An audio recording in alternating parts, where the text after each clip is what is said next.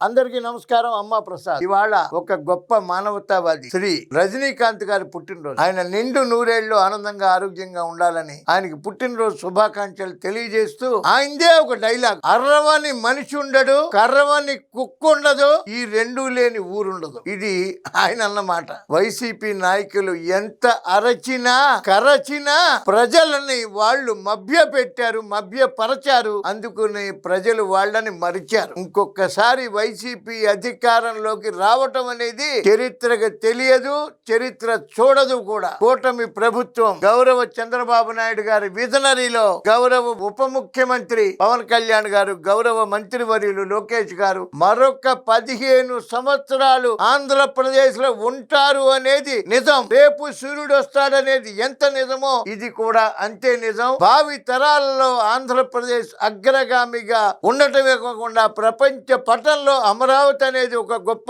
రాజధాని అవుతుంది. విశాఖపట్నం ఒక అద్భుతమైనటువంటి ఐటీ హబ్ గా మారి పారిశ్రామిక కేంద్రంగా తయారవుతుంది. ఇదే నిజం.